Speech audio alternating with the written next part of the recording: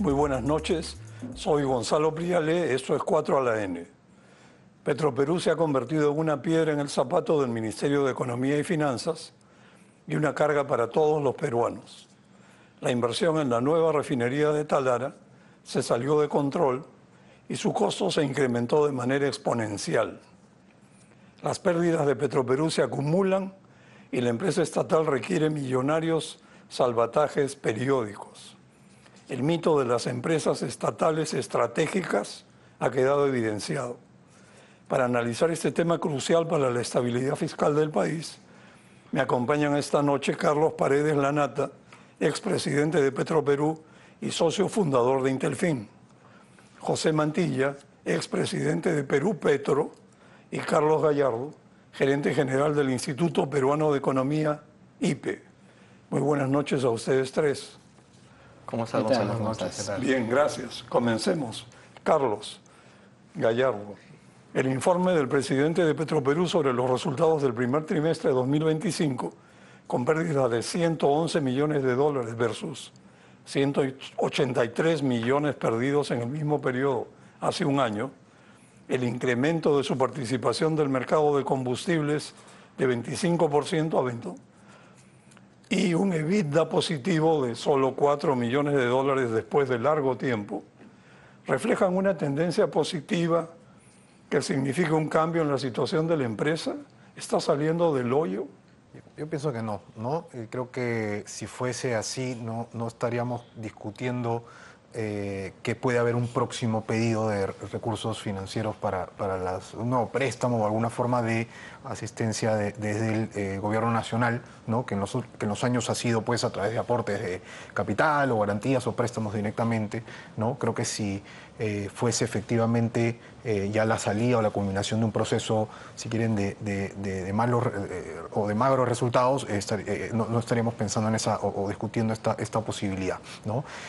Yo creo que hubo todo un problema en cuanto a la planta de Flexicoking. La producción a su potencial se redujo alrededor del 40 y tantos %, ¿no? En esos meses, ahora último está alrededor del 65%, pero digamos, yo creo que en varios anuncios se nos iba diciendo, ¿no? Desde el 2022 que iba a estar a plena capacidad, 2023, y luego eso se fue posponiendo, ¿no? Buena parte del combustible que están refinando es importado, ¿no? Entonces creo que no ha habido, desde el IPE pensamos, un avance concreto a partir del decreto de urgencia, que ya tiene 8 meses de emitido, ¿no? En cuanto a esta transformación que se discutió en cuanto a la estructura del directorio, a la independencia que pueda tener, a que haya una mejor gobernanza, ¿no? Además de los otros aspectos en cuanto a la liquidación de algunos activos, ¿no? Entonces creo que está en duda que estemos en esa salida, ¿no?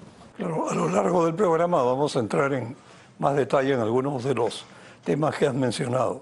Por ejemplo, el famoso tema de la unidad de Flexicoking, Carlos. ¿Llegará a funcionar algún día? ¿Y por qué Ocinermin no se pronuncia al respecto? ¿Y en cuánto afecta esto a la producción y los ingresos de la nueva refinería de Talara? Sí, mira, la unidad de Flexicoking, y eso para que lo sepan todos, es la unidad más cara de la refinería, es una unidad muy sofisticada. Hay pocas refinerías en el mundo que tienen esta tecnología desarrollada por ExxonMobil. Nos costó más de 800 millones de dólares y no está funcionando bien. No se nos ha dicho la verdad respecto a la situación de la Flexicoker. ExxonMobil le dijo muy claramente que no la debían reiniciar las operaciones, que era peligroso, e insistieron, la reiniciaron, y el costo de reparar eso creo que va a ser mayor.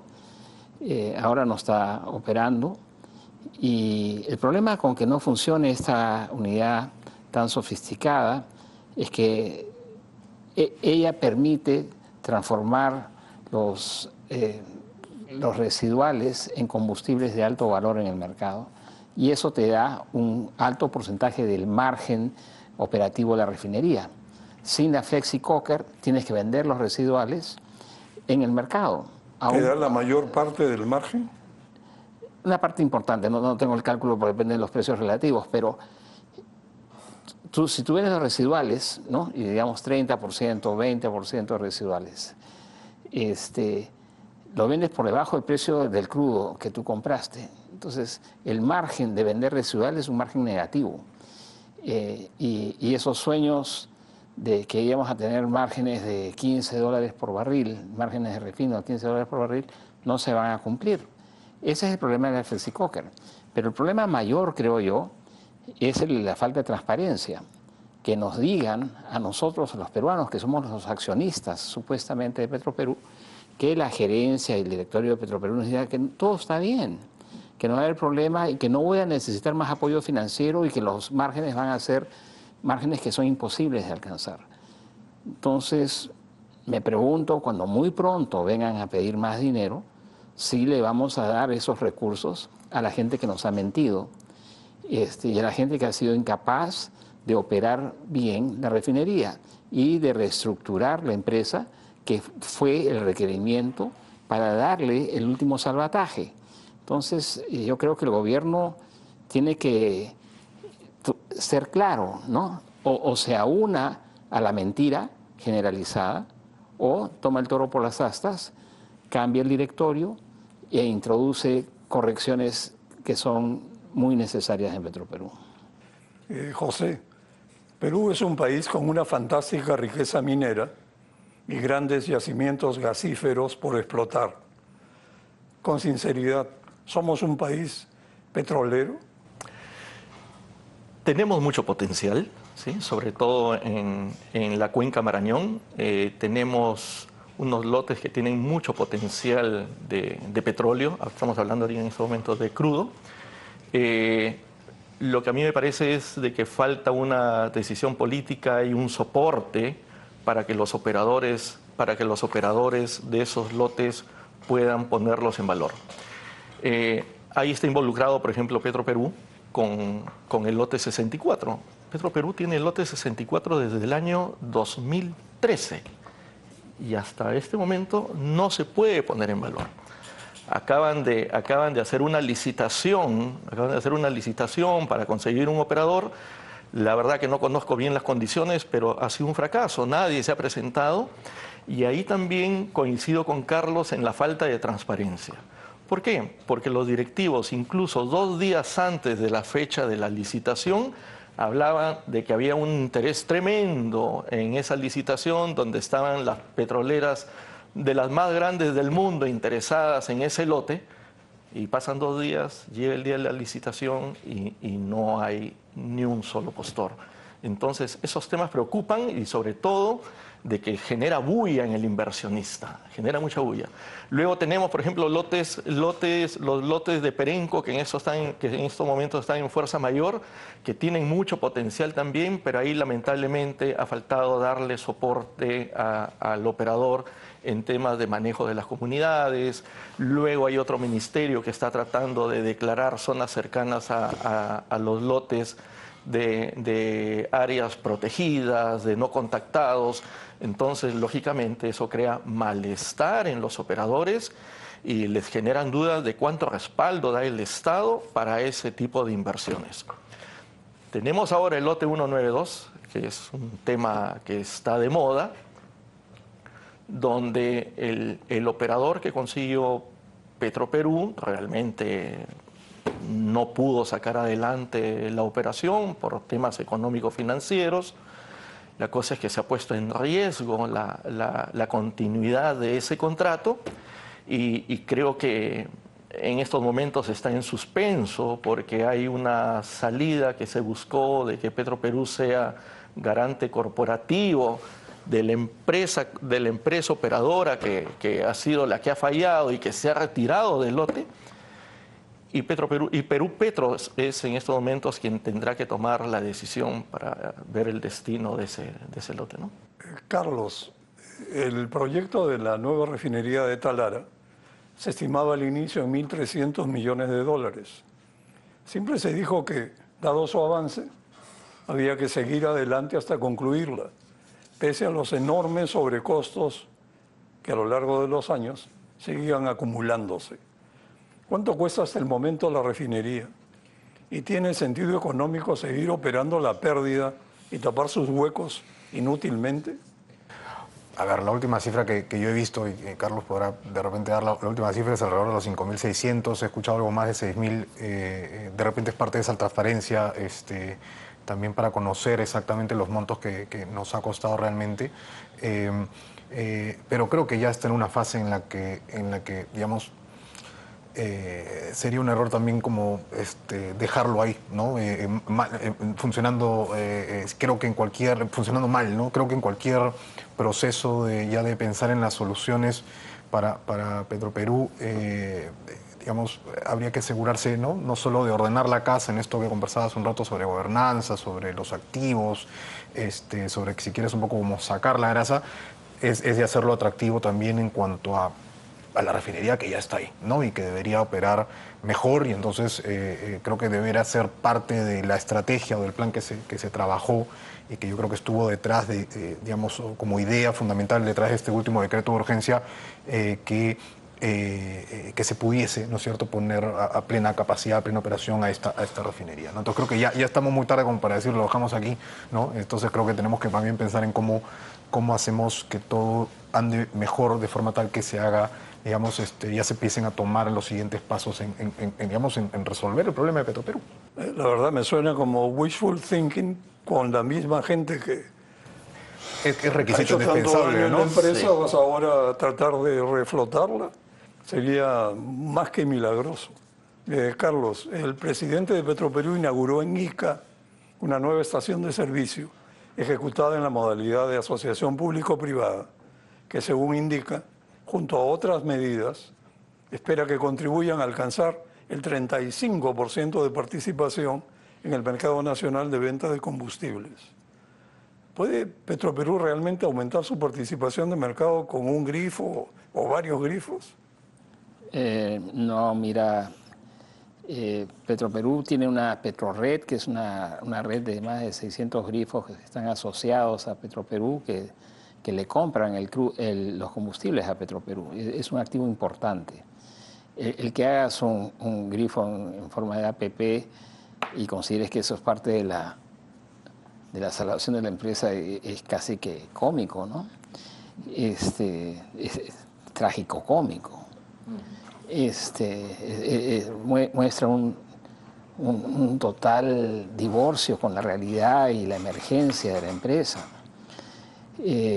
Creo que aquí hay tantas contradicciones, Gonzalo, tantas contradicciones, pero el tema es esta fijación con que quiero aumentar mi participación en el mercado y a la vez decir yo soy estratégico porque le doy combustible barato a los peruanos, y a la vez decir yo no voy a necesitar más plata de ustedes porque voy a poder pagar todas mis deudas.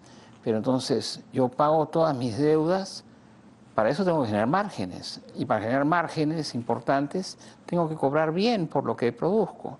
Entonces, es decir, no puedo tener precios muy baratos, pero desgraciadamente mi pésima gestión lleva a que tenga sobrecostos y que producto de esa mala gestión, no pueda presentar precios competitivos sin perder plata. Entonces, busco muchos objetivos que no son compatibles entre ellos. Yo creo que acá lo que se trata, primero, es reconocer que el problema, más que unas personas o una refinería, el problema es uno de falta de transparencia y de gestión. Entonces, no puede haber buena gestión sin transparencia, no puede haberla. Y lo que estamos viendo es una gestión muy deficiente y una ausencia total de transparencia. Van a venir a pedirnos plata, ya lo dije. Lo dijeron 20 personas que entrevisté hace poco. Eso lo vamos a ver después, en detalle. Sí. Y nos van a pedir la plata, y la pregunta es si el gobierno le va a dar la plata a la gente que nos ha mentido y a la gente que está gestionando Petroperú de esta manera. Yo creo que además hay un punto que nos han hecho creer a los peruanos que porque Petroperú está ahí, los precios de la gasolina no suben. Cuando Eso es imposible. el mercado internacional es poderosísimo, la gasolina sube porque sube y si te quedas atrás pierdes plata. Pero esta historia es un cuento que nos hemos creído. Sí, yo quisiera complementar Claro. también lo que se dice sobre el tema del mercado. A mí me preocupa muchísimo justamente eso que tratan de posicionarse como la empresa low cost. Una empresa low cost es porque es eficiente, pero acá se sabe que tiene unos costos tremendos como empresa. Y lo otro es que para aumentar mercado, lo primero que requiere el público es confianza. ¿Quiénes son, por ejemplo, los grandes consumidores de combustibles? Aquí, hablando industrialmente, el sector minero. El sector minero, una mina de Tajo Abierto, consume aproximadamente 5 millones de galones mensuales de diésel, por ejemplo. Y ellos lo que requieren es un proveedor de confianza, que genere confianza, pero sobre todo ahora la minería, que está muy preocupada en los temas de sostenibilidad, de reducir emisiones, lo que piden es combustibles de bajo azufre. Y en esos momentos, los que tienen la ventaja, por ejemplo, son los proveedores que pueden proveerle combustibles de 10 ppm de azufre en el diésel, por ejemplo. Y eso en la refinería, sorprendentemente, una refinería que dice que es de última generación, que es la que de las únicas 7 en el mundo, está produciendo combustibles que en el mundo ya dejaron de usarse. ¿Sí? Está produciendo combustibles calidad compatible con la norma de emisiones Euro 4. Sin embargo, ahora la Euro 6 está vigente desde el año 2014. Entonces, ¿cómo inaugurar una refinería con bombos y platillos? ¿Cómo inaugurar una refinería en estos momentos produciendo combustibles con 50 partes por millón o Euro 4? Que es algo que ya nos está pidiendo, y sobre todo que el parque automotor, los fabricantes te dicen que los pones en apuros porque en sus fábricas tienen que poner líneas de producción de motores, ¿sí? Todavía para Euro 4, para mercados como Perú, pero eso no va a ser sostenible. José, tengo una pregunta más y después tenemos que ir a un corte. El sector hidrocarburos se remeció a fines de marzo con tu salida de la presidencia de Perú Petro en medio del proceso de adjudicación de los lotes 1 y 6 a cargo de Perú Petro, que no favoreció a Petroperú y fue observado. Se aprecia poca transparencia, como has mencionado, en un proceso aparentemente sesgado hacia la entrega forzosa de los lotes a Petroperú. ¿Cuánto puede afectarse la inversión privada en el sector si el gobierno decidiera entregar lotes petroleros de manera indefinida a Petroperú? Mira, acá hay dos cosas. Lo que sucedió en el mes de marzo con mi salida, bueno, definitivamente es conocido por todos, que se requería un presidente en Perú Petro que trate de ayudar a Petroperú.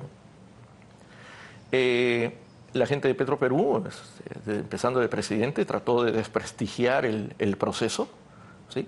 Un proceso que, por suerte, siguiendo una buena sugerencia desde que fueron nombrados estos dos señores en Petroperú, ¿sí? En la dirección, me sugirieron que pida el acompañamiento a la Contraloría, y así lo hice. ¿Por qué? Porque yo no tenía nada que temer. Para mí la idea era siempre trabajar la licitación que yo ya había encontrado, ¿sí? Cuando llego, la licitación ya se había lanzado como un mes y medio antes. Entonces a mí me correspondía darle continuidad.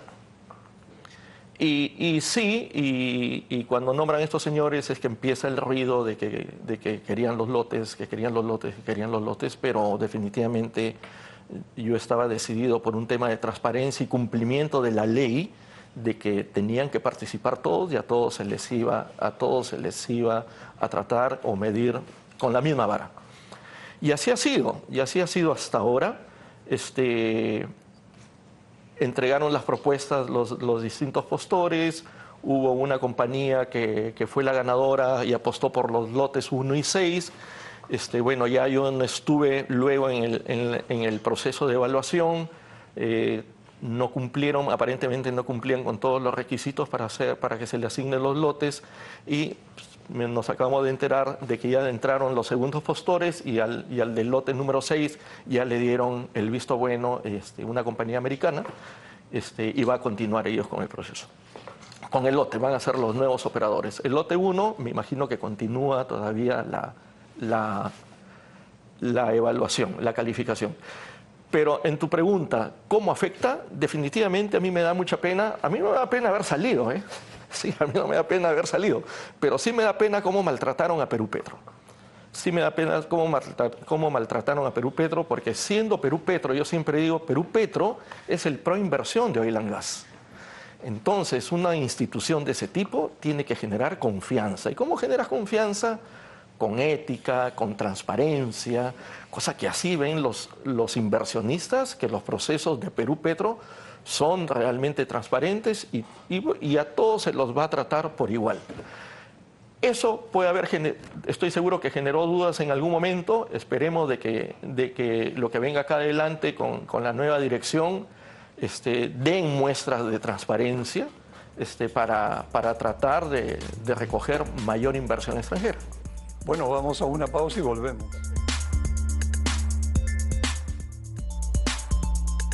Estamos de regreso. Este es el segundo bloque de 4 a la N. Estamos conversando sobre el tema de Petroperú. Carlos, el deterioro de la institucionalidad en Petroperú es muy grande. Tú has señalado que sus presidentes duran un promedio de 6 meses en los últimos 25 años. La injerencia política es muy fuerte, como si Petroperú fuera una especie de botín o caja chica de los gobiernos de turno. Y encima le asignan nuevas responsabilidades como la distribución del gas en la costa sur. ¿Hay cura para esta falta de institucionalidad que parece haberse vuelto congénita?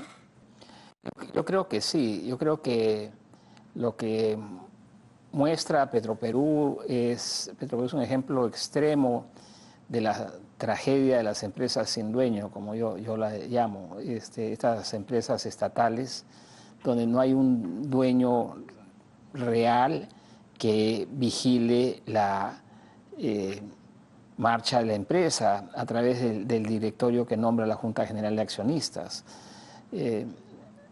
Creo que la única manera de cambiar ese derrotero para bien es atrayendo inversión privada en un primer momento para tener una empresa de capital mixto, que es lo que nosotros propusimos en el 2019 y que es lo que contempló la ley que permitió hacer la 30-130, que permitió hacer la refinería en el 2013. O sea, esto no es una novedad ni un capricho, esto es necesario. Si viene gente y te pone plata, y su plata va a cuidar su dinero, porque es suyo y tiene que rendirle cuenta a sus accionistas. En el caso nuestro, tú pones una serie de funcionarios públicos, ¿no es cierto?, que no ponen un centavo de su plata, que no le rinden cuentas a nadie y que no pagan las consecuencias de no decir la verdad. Entonces, mientras que eso siga así, Petroperú no va a cambiar. Mientras que tú no cambies el gobierno corporativo de Petroperú, vamos a seguir metiendo plata a un barril sin fondo. Y eso es algo que tiene que cambiar. ¿Va a cambiar en este gobierno, en lo que queda de este gobierno? No sé, me parece que sería positivo, pero difícil de prever, ¿no? Pero Carlos, una pequeña pregunta para una respuesta breve. Esto es un problema pues estructural. ¿Cómo hacer para que los gobiernos escojan personas que califican para manejar una empresa de esta envergadura y tanta importancia? Mira, para responderte con una respuesta concreta. Perú 2025, Petroperú 2025, la situación financiera, nos van a pedir plata, la plata, este gobierno con su tendencia política, creo que le va a dar la plata, No creo que sea lo más aconsejable, pero por lo menos deberían cambiar el gobierno corporativo de una manera muy fácil, que la empresa entre al FONAFE y que se le ponga todos los candados que el FONAFE pone para que deje de dilapidar el dinero público y para nombrar directorios que vengan nombrados buscados por headhunters. Hay otras empresas públicas donde se consiguen relativamente buenos directorios que están dentro del ámbito de FONAFE. Eso es responder tu pregunta con algo concreto. ¿Petroperú va a poner el grito en el cielo? Sí, sí lo va a poner. ¿Por qué? Porque le pones límites a lo que pueden hacer. Límites a sueldos, límites a proyectos de inversión sin sentido, rendición de cuentas, y eso es bueno. Pero es no solo límites, sino también metas de gestión, ¿no es cierto? Pero por supuesto. Porque si no, este es un paseo en el parque. Así es. José, en el ámbito de Perú Petro, entre el 2012 y el 2024, los contratos de exploración pasaron de 60 a 5 y los de explotación subieron casi nada, de 24 a 26. Como consecuencia, en ese periodo, la inversión en exploración y explotación cayó en 70% según el Ministerio de Energía y Minas. ¿A qué se debe este deterioro? ¿No existe una política que promueva y atraiga inversiones? Mira, es un tema también que tiene distintas aristas. Cuando yo llegué a Perú Petro, en este mensaje que se da a todos los colaboradores, le di un mensaje realmente que prácticamente era una clase de marketing y ventas, ¿no? Porque les decía cuál es el producto que tiene Perú Petro. Y el producto que tiene Perú Petro son los lotes, son las áreas a promover. Entonces les decía qué tan atractivo somos nosotros en la región. Le digo, ¿tenemos las mejores regalías? ¿Sí? Cuando llegue el inversionista al lote, las comunidades los van a recibir con un buen abrazo, o los van a coger ahí todos molestos. Tenemos un oleoducto que le podamos decir al contratista o al inversionista: mira, lo que tú produzcas, tenemos un oleoducto sumamente eficiente y tu crudo va a llegar en los tiempos óptimos para que los puedas comercializar. Todo lo que acabo de mencionar son problemas. O sea, ¿cuáles son las respuestas? O sea, tenemos que mejorar el tema de regalías, que el tema de regalías y canon, ahí hay un problema, porque el canon, la ley del canon te dice que el canon petrolero, por ejemplo, es de 18.75. 18.75 del valor de la producción de crudo. Sin embargo, eso quiere decir de que la regalía va a tener que ser mayor a 18.75 para poder cubrir ese canon. Pero ya con esos números que estamos mencionando, ya nosotros somos caros. No somos competitivos, porque vamos a competir con Colombia, con Brasil, con Argentina. ¿Qué es lo que Colombia ofrece? Así es. ¿Qué ofrece Por ejemplo, Colombia? entre esos países está entre 10 y 12% de regalías. Si hablamos del caso de Cuba, Cuba también tiene petróleo. Cuba no cobra regalías. Más bien Cuba le dice: vengan inversionistas y ustedes me van a pagar el impuesto al lado. Entonces tenemos que ser competitivos de esa forma. Lo otro, vivimos también en un conflicto entre ministerios.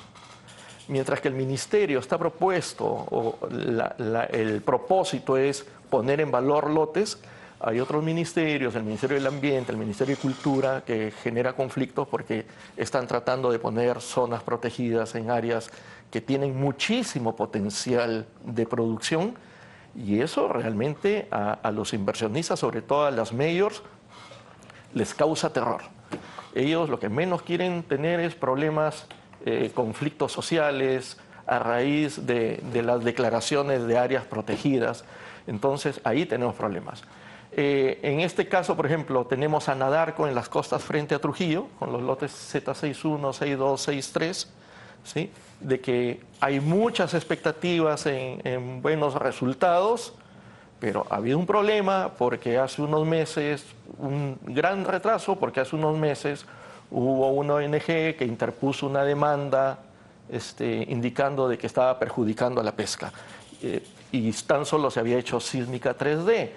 Más de un operador dijeron que estaban interesados también en ingresar en ese lote, dijeron, yo me abstengo hasta que no se solucionen estos problemas, porque lo que menos queremos tener son problemas con comunidades, con la sociedad, porque eso hasta los impacta en sus resultados por el valor de sus acciones. Pero esto es larga data, ¿no? Por eso es que el Totalmente. Perú se ha quedado tan rezagado. Sí. Y Colombia dio un salto, ¿no? Colombia, mira, está produciendo 800.000 barriles, ¿sí? Pero es decisión política. Eso es clave, ¿no? Es decisión política. Se necesita una decisión, se necesita un liderazgo en que ponga a todos los ministerios con un solo objetivo. Tenemos que sacar adelante esto. Y para eso también se necesita actualizar y cumplir una política energética. Nosotros tenemos una política energética del 2010 al 2040 que yo creo que tan solo se hizo para cumplir con una exigencia y poner el check, porque se hizo, se guardó y nadie sabe en qué está. Pero que no tiene acciones concretas, no tiene plazos tampoco. Así es, ¿no? O sea, estamos exacto, como que las políticas entonces, caen en saco roto, sí. Pero cuando estuve en Perú Petro sí estuvimos trabajando sobre todo con el viceministerio para tratar de poner planes de acción que involucren a distintos ministerios para sacar eso adelante. Muy interesante. Carlos, Petroperú adquirió compromisos establecidos en un decreto de urgencia, en el último salvataje, venta de activos no estratégicos, reducción de un porcentaje determinado de gastos, creo que 30%. Sí. Y la contratación de una empresa especializada para su reestructuración. Como mencionaste hace un rato, han pasado 7 meses. ¿Ha habido avances? Mira, ¿Y los avances van en serio o esto es, como decimos, una mesida? Yo creo que ha sido, o sea, yo creo que han logrado una mesida porque ya 7, 8 meses es bastante, ¿no? Creo que nace con un problema ese decreto de urgencia porque no estableció unos plazos, ¿no? Y entonces tendría que haber sido, no sé si en el camino se borró el plazo en la abrupta salida del presidente de Petroperú que impulsó ese decreto de urgencia, ¿no? Pero no nace con un plazo, ¿no? Entonces, de cuándo iban a contratar digamos, asesor externo, ¿no es cierto?, que avance con el proceso de transformación. Entonces creo que nace con ese problema y en el camino te encuentras con un inicial desinterés por continuar con este proceso que, de acuerdo al presidente de Petroperú, al señor Stark, ya estaba avanzando. O sea, era un proceso que estaba avanzando. O sea, podría el presidente nuevo, ¿no es cierto?, haber continuado el proceso e iniciado prontamente con ese proceso y no fue así. Entonces, hoy, según algo de información que he podido recabar, se ha vuelto a retomar, pero no sé con qué tanta profundidad, ¿no? Si son meras consultas sobre los pasos siguientes que se tendrían que seguir o si de verdad va a haber una contratación ya concreta próximamente, ¿no? Yo creo que dado el periodo en el que nos encontramos de pronto electoral y nuevas autoridades, la verdad que dudo que lleguemos a una contratación, un inicio de este servicio con una persona que realmente empiece a ejecutar esta transformación de la cual se habló y que, bueno, creo que al final, cuando hablamos de transparencia, cuando hablamos de que no se hagan inversiones pues en proyectos que no ameritan, ¿no es cierto? Estamos digamos, detrás está el hecho de que se necesita esta transformación que podría ser lo que comenta Carlos a través de IFONAFE o podría ser pues a través de un directorio que sea elegido de manera más independiente. Es probable pues que este directorio actual nunca ha tenido la intención de tomar en cuenta estos compromisos. Carlos, las calificadoras concuerdan sobre los extremos problemas financieros que enfrenta Petroperú, pero esperan que el gobierno continúe su respaldo, pues el retiro del apoyo gubernamental, dicen, afectaría la capacidad financiera del propio gobierno. ¿Quiere decir esto que el país está rehén de la situación? No hay escapatoria. No y creo. estamos condenados a continuar con salvatajes inútiles. No creo. Yo creo que el famoso efecto contagio de los bonos de Petroperú a los bonos de la República es una pesadilla que beneficia a los tenedores de los bonos de Petroperú, que en este momento están teniendo unas rentabilidades muy altas en relación al precio de esos bonos. Si el gobierno decidiese no seguir metiéndole dinero a este barril sin fondo, lo que nos está diciendo a todos los actores, al mercado de capitales, es, oye, estoy cerrando un hueco fiscal y por lo tanto mi capacidad de pago de mis bonos del Tesoro va a estar mejor. Es exactamente lo contrario. O sea, no tiene por qué afectar negativamente a la calificación de los bonos del Tesoro peruano.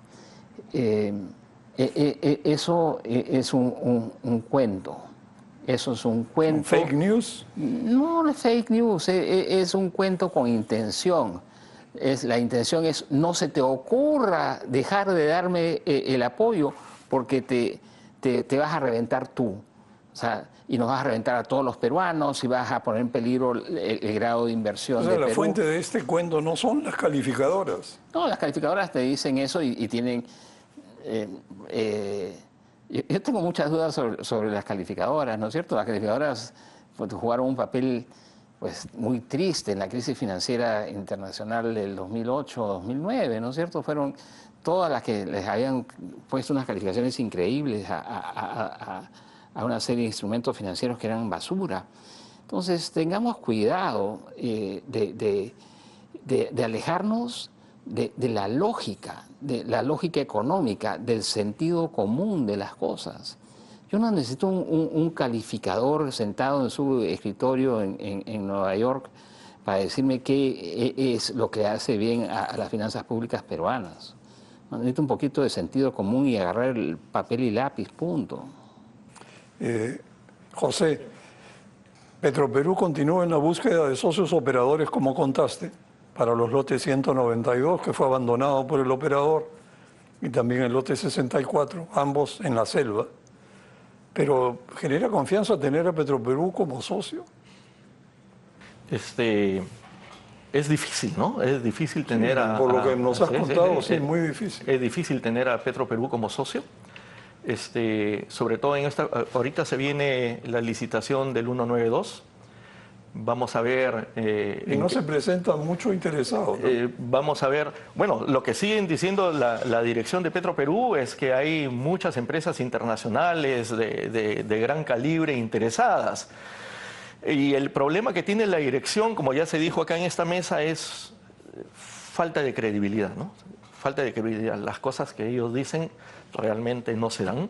Entonces, se acaba de demostrar con el lote 64, que 2 días antes hablaba en una entrevista televisiva de que estaban las principales petroleras interesadas en el lote 64 y después nadie se presentó. Sí, me acuerdo de eso. Sí, vamos a ver ahora, me parece que han postergado este proceso para el día 13 de junio, quiénes se presentan. Vamos a ver, esperemos que alguien pueda tener confianza en Petroperú para poder salvar ese lote, que ese lote sí requiere mucha inversión, mucho trabajo y sobre todo el soporte de Perú Petro y de Petroperú para poder sacar adelante este lote, porque es el lote más importante que tiene el Perú en términos de reservas y de futuro. Tiene mucho futuro, pero también requiere muchísima inversión. Yo tengo mis dudas, ¿sí? Yo tengo mis dudas de que en estas condiciones que ellos han puesto, con las bases que ellos han puesto, se pueda salir adelante, pero esperemos que así sea, pues, ¿no? Carlos, tenemos que ir a un corte, pero recientemente Petroperú capitalizó más de 6.000 millones de soles en préstamos, elevando el apoyo financiero estatal recibido por la empresa a más de 24.000 millones de soles desde el 2013. Estos salvatajes comprometen recursos, lo ha señalado, dañan el equilibrio fiscal, pero sobre todo el estatismo detrás de esto afecta a la confianza de la inversión privada. Esta es una señal estatista clara. En un mundo que se mueve para otro lado, acá todavía hay ideas muy añejas. ¿Es posible cerrar este hueco negro de alguna manera? O sea, creo que siempre hay en esta discusión del rol subsidiario del Estado, ¿no? Y hablábamos hace un rato ¿no? Y a veces los defensores digamos, O sea, ¿para qué necesitamos una ¿no? empresa estatal que da pérdidas? En una respuesta a esa pregunta se habla de la provisión de combustibles ¿no? de Petroperú hacia zonas donde no llegue el privado, ¿no? Pero esto sería mucho menos costoso, sin duda alguna, ¿no? Si lo dejas en manos de privado y subsidias de manera focalizada a quienes corresponda que ese combustible llegue de manera, digamos, a un precio pues competitivo, ¿no? Entonces, esa opción, esa alternativa es mucho menos costosa que seguir financiando la magnitud de Petroperú hoy si quieres, con la poca transparencia y los problemas que hemos ido comentando aún presentes, ¿no? Entonces, este mayor costo, sin duda, yo creo que estos pedidos adicionales que van a seguir aumentando este costo, sin duda le plantea a un país que está medio capturado, ¿no es cierto? Capturado por una empresa estatal, ¿no? Ineficiente, como todas, digamos, las otras empresas estatales también, el agua, en fin, podemos ir pasando sobre eso, una lista que hay, pero que esta es la que más nos cuesta a los peruanos, ¿no? Y más le cuesta a Piura, hay un aspecto social ahí el que podemos profundizar también. Bueno, vamos a una pausa y volvemos. Estamos de regreso, este es el último bloque de 4 a la N. Sobre Petroperú. Carlos, en un reciente artículo comentaste los resultados de una encuesta efectuada a 20 exdirectivos de Petroperú que participaron en la conducción de la empresa entre el 2003 y el 2024. Aparte de los hallazgos que encontraron, sobre todo, cuéntanos qué respondieron a la pregunta ¿qué hacer con Petroperú? La respuesta fueron variaciones sobre liquidar, vender parte de las unidades de negocios, otros plantearon reestructurar, ¿no? Y traer capital privado. Hubo un poco de todo el abanico. Pero para hacer cualquiera de estas cosas, donde sí encontramos un consenso increíble, esto se tiene que hacer con un nuevo directorio. 95%, 19 de 20 dijeron hay que cambiar el directorio. Para poder hacer un cambio real, ¿no? Eso es importante. ¿Cuáles fueron los puntos con más consenso, como el que acabas de mencionar? Bueno, el de mayor consenso, que nunca lo he visto en una encuesta, es un 100%, es que estos expresidentes de Petroperú, exgerentes generales y exdirectores de la empresa, señalaron el 100%, todos los encuestados, dijeron van a pedir un nuevo rescate este año. Ese es el primer consenso. Segundo, hay que cambiar el directorio. Y el tercero, hay que reestructurar. Y la reestructuración se puede hacer, o liquidar, ¿no? La reestructuración se puede hacer de varias maneras, lo sabemos, pero hay que vender varios activos y traer gerencia. El problema de traer capital privado 2025, Perú 2025, a puertas de unas elecciones, eso no es posible. Con una refinería que no has demostrado que funciona todavía, eso no va a funcionar. Entonces, creo que ahora, y eso no hubo algunos que hablaron de FONAFE, creo que la salida más prudente en este actual contexto, como lo que los economistas decimos, maximizar con restricciones, es poner a Petroperú bajo el ámbito de FONAFE, ponerle candados, una camisa de fuerza para evitar que esto nos siga costando lo que nos está costando. José, ¿se puede hablar de salidas creativas para la refinería? Sí, definitivamente, y no solamente para la refinería, sino para otros activos críticos que tiene Petroperú. Yo creo, por ejemplo, que hay que cambiar un paradigma que tiene la gente de Petroperú, que dice que una refinería sin lotes es inviable. Y porque lo dijo una consultora, dicen que sí o sí tienen que tener lotes, y eso no es así. 30 años se vienen quejando que les quitaron los lotes, que privatizaron los lotes y no se dan cuenta de que hay otros modelos exitosos de refinerías que no tienen lotes y son casos de éxito. Y no necesitamos, como siempre digo, irnos tan lejos. Vamos acá a Ventanilla, encontramos una refinería de Repsol que no tiene lotes y es una refinería sumamente eficiente. Reparte utilidades a sus colaboradores. Nos vamos a ENAP, también encontramos Chile, una refinería con una producción de combustibles de bajo azufre de primer nivel, no tiene lotes.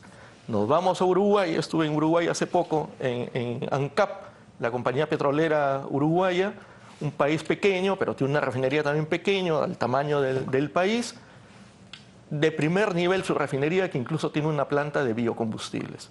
No tiene lotes.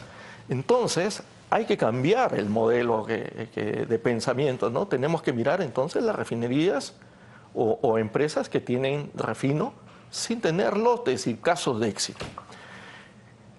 Para Petroperú, por ejemplo, se ha perdido tanto la confianza en esta gestión, ¿sí?, que todo lo que han hablado sobre la refinería no era así. Yo creo que una solución que ya la tiene como modelo Petroperú es la concesión. Yo creería que una buena solución es entregar la refinería a un refinero que esté dispuesto a operarla, un refinero de éxito. Por ejemplo, podemos hablar de un Valero, por ejemplo, como poner un buen ejemplo, que es el principal refinero del mundo y no tiene ni un solo lote. Y es uno de los grandes importadores de combustibles. Nos llega acá combustible de Valero de primer nivel de esa compañía. Entregarle la refinería a estos especialistas operadores de refino es, creo, una buena salida. Lo mismo el oleoducto. Yo conozco, yo sé que hay empresas que están interesadas en poner en valor el oleoducto, ¿sí? Y ellos lo que dicen es, yo cobro un mínimo para operarlos. Que haya o no haya crudo, ese es otro tema. Yo te cobro un mínimo y luego cuando empiece la producción empezamos a cobrarte por cada barril transportado, ¿no? Y lo último es, dentro de la organización de Petroperú tal como está, yo creo que se tiene que dividir las áreas de operación. Refino, la refinería, una empresa totalmente independiente, el área comercial, como son las empresas de primer nivel. Entonces, solo así, cada uno con su gerente general es responsable de sus resultados. Acá no, acá se quieren mezclar todos los resultados para mejorar el resultado, todos los resultados de cada una de las áreas para mejorar el resultado de Petroperú, y a las finales no sabes cuál de las áreas o líneas de negocio es rentable o no es rentable. Que acá ya sabemos que la refinería es la principal en estos momentos, lo que está generando pérdidas, pero se tiene que empezar ahí también a independizar cada unidad de negocio, cada línea de negocio. Pero con la mentalidad prevaleciente con que se maneja Petroperú en el país. No, en estos momentos esta idea de concesionar la refinería es medio sacrílega, ¿no? Sí, pues, pero estamos hablando de una solución que no es una privatización, porque como los terminales siguen siendo de Petroperú, pero están siendo operados por privados. Me parece muy interesante. Creo que es el camino, ¿no? Carlos, ¿por qué los peruanos siguen creyendo en empresas estatales que no solo dan pérdidas, sino que hacen daño? Petroperú, las empresas de saneamiento. Creo que y cada cuánto volvemos con estas ideas de incluso tener otras empresas recuperar, dicen, ¿no? Hay un proyecto de ley en el Congreso disparatado que pretende cambiar las reglas de juego en los puertos. Sin duda, el IPE es la historia de éxito que tenemos. Sí, constantemente se envía opiniones de estos creaciones de empresas y de cambios en la Constitución, en el capítulo económico, para cambiar esto del rol subsidiario que no se entiende de la forma correcta. Pero creo que tenemos que irnos alejando de esos mitos. Las concesiones es un camino que nos ha mostrado bastantes resultados en estos 30 años de procesos. El mismo Petroperú es una reforma inconclusa en sí misma. No olvidemos que parte de los procesos de privatización en los 90 incluyeron activos de Petroperú. Tendría que haberse transitado, sino que ya en el camino se fue perdiendo esta ola masiva de privatizaciones o concesiones en los 90, y por eso es si quieren, una reforma inconclusa causa de ese momento, y por eso estamos pagando los costos, igual como pagamos los costos de empresas de saneamiento mal manejadas. Yo te quería comentar un tema social, porque en este punto, por ejemplo, Piura, donde en estos últimos 10 años se ha construido la refinería, ¿no es cierto?, es una región en la cual se le ha transferido canon por más de 4.000 millones de soles, ¿no? Pero es una región donde solo 3 de cada 10 colegios tienen los servicios completos, y donde el agua que estamos hablando ahorita, que se provee por empresas estatales también, la continuidad es de solo 9 horas al día, ¿no? Entonces, esta imagen del Estado, ¿no es cierto?, que despilfarra en una empresa estatal que no funciona y que no se compromete a funcionar mejor, yo creo que es por lo menos irresponsable, por no usar algunos otros adjetivos más fuertes, ¿no? Sí. Carlos, estamos en la parte final. Les voy a pedir a cada uno de ustedes que en un par de minutos hagan un balance de lo conversado, pero yo quería que cierres con una respuesta a una pregunta. Al final, la modernización de la refinería, si fuéramos sensatos, deberíamos llegar a un punto de deslindar responsabilidades. Petroperú no es viable. Se debe decidir su quiebra o liquidación.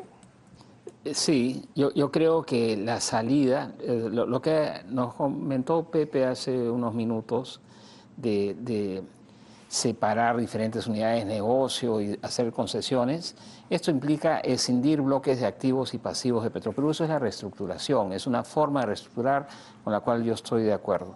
¿Va a reestructurarse en este momento Petroperú con ese alcance? Lo dudo por las circunstancias políticas y el liderazgo. Petroperú ¿es viable en el largo plazo? Yo creo que no. Creo que Petroperú como empresa pública, sin dueño, sin gobernanza corporativa adecuada, no es viable. Petroperú convirtiéndose en una empresa de capital mixto, trayendo capital privado, saneando la empresa, poniéndole metas muy concretas para algunos aspectos y saliendo de muchos activos que tiene, ¿no es cierto? El caso del oleoducto que tú mencionaste, el oleoducto le genera pérdidas a Petroperú. Mira cómo será el desconocimiento donde las dos personas de mayor autoridad en Petroperú no sabían este año. Y han dicho que el oleoducto no es un activo de Petroperú, es el segundo activo más importante en los estados financieros de Petroperú, ¿no? Y que no pueden seguir ellos pagando el costo de mantener el oleoducto. Hay que sacarlo. ¿Y por qué? No solamente por las pérdidas que le da Petroperú, sino porque están inhibiendo el desarrollo de la actividad petrolera en la selva. Y con esto acabo. El petróleo, el valor del petróleo en nuestra selva va a dejar de ser rentable para la exploración y el desarrollo de la industria. Se nos acaba la ventana de oportunidad con que desarrollar, una de las ventanas de oportunidad con que desarrollar nuestra Amazonía. Hay que hacerlo ahora. Es muy difícil desarrollar lotes petroleras en la selva si no tienes un oleoducto.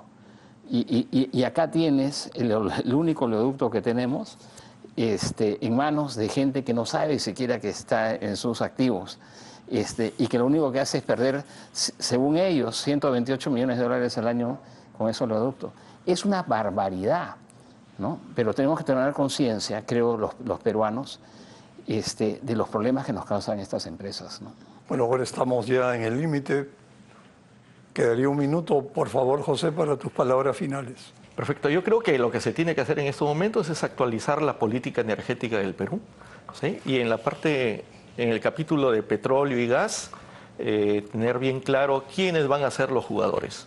Se necesita liderazgo también para que desde la presidencia de la República sean bastante conscientes de que nosotros tenemos recursos de petróleo, tenemos recursos de gas, que el gas es el combustible de la transición energética, el combustible que para todos los peruanos es un combustible limpio, con un precio controlado.